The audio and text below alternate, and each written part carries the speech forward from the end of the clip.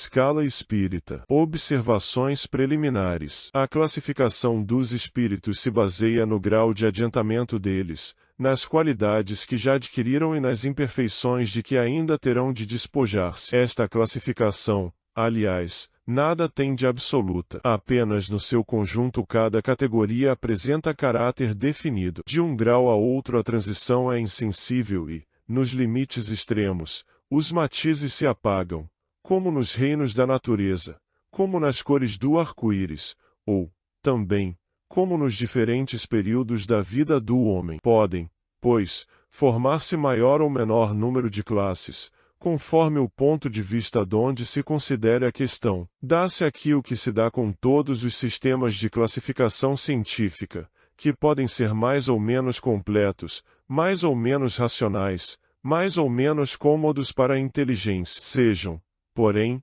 quais forem, em nada alteram as bases da ciência. Assim, é natural que inquiridos sobre este ponto, hajam os espíritos divergido quanto ao número das categorias, sem que isto tenha valor algum. Entretanto, não faltou quem se agarrasse a esta contradição aparente, sem refletir que os espíritos nenhuma importância ligam ao que é puramente convencional. Para eles, o pensamento é tudo. Deixam-nos a forma, a escolha dos termos, as classificações, numa palavra, os sistemas. Façamos ainda uma consideração que se não deve jamais perder de vista, a de que entre os espíritos, do mesmo modo que entre os homens, há os muito ignorantes, de maneira que nunca serão demais as cautelas que se tomem contra a tendência a crer que, por serem espíritos, todos devam saber tudo. Qualquer classificação exige método, análise e conhecimento aprofundado do assunto. Ora, no mundo dos espíritos,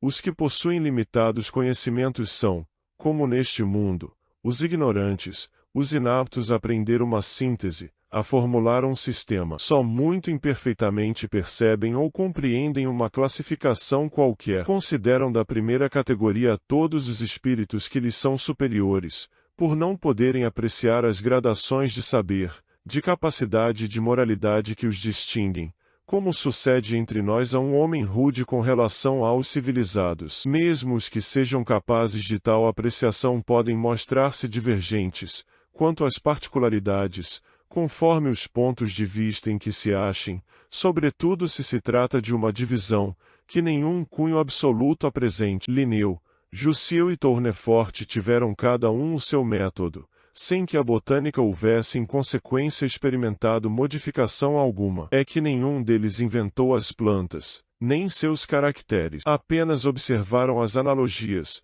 segundo as quais formaram os grupos ou classes. Foi assim que também nós procedemos. Não inventamos os espíritos, nem seus caracteres. Vimos e observamos, julgamo-los pelas suas palavras e atos, depois os classificamos pelas semelhanças, baseando-nos em dados que eles próprios nos forneceram. Os espíritos, em geral, admitem 3 categorias principais, ou 3 grandes divisões. Na última, a que fica na parte inferior da escala, estão os espíritos imperfeitos, caracterizados pela predominância da matéria sobre o espírito e pela propensão para o mal. Os da segunda se caracterizam pela predominância do espírito sobre a matéria e pelo desejo do bem, são os bons espíritos. A primeira, finalmente, compreende os espíritos puros, os que atingiram o grau supremo da perfeição. Esta divisão nos pareceu perfeitamente racional e com caracteres bem positivados. Só nos restava pôr em relevo,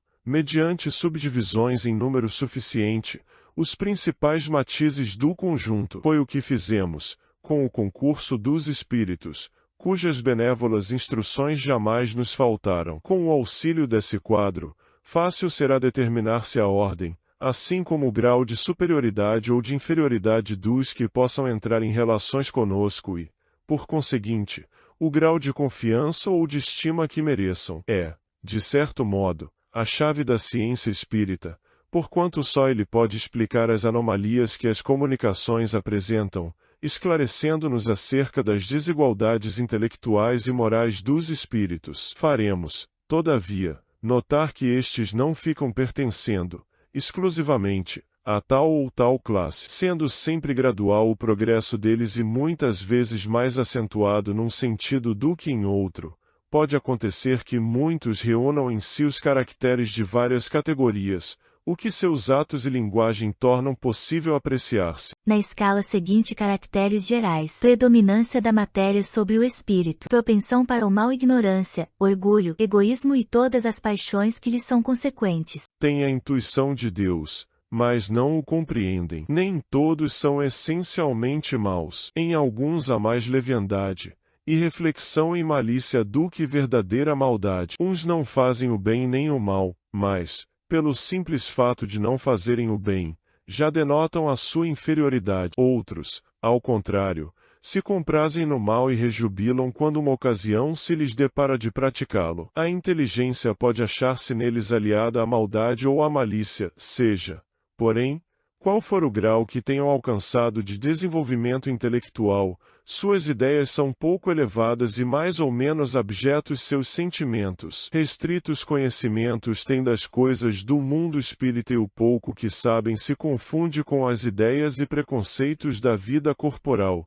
Não nos podem dar mais do que noções errôneas e incompletas. Entretanto, nas suas comunicações, mesmo imperfeitas, o observador atento encontra a confirmação das grandes verdades ensinadas pelos espíritos superiores. Na linguagem de que usam se lhes revela o caráter. Todo espírito que, em suas comunicações, trai um mau pensamento, pode ser classificado na terceira ordem. Conseguintemente, todo mau pensamento que nos é sugerido vem de um espírito desta ordem. Eles veem a felicidade dos bons e esse espetáculo lhes constitui incessante tormento, porque os faz experimentar todas as angústias que a inveja e o ciúme podem causar. Conservam a lembrança e a percepção dos sofrimentos da vida corpórea e essa impressão é muitas vezes mais penosa do que a realidade. Sofrem, pois, verdadeiramente, pelos males de que padeceram em vida e pelos que ocasionam aos outros. E, como sofrem por longo tempo, julgam que sofrerão para sempre. Deus, para puni-los, quer que assim julguem.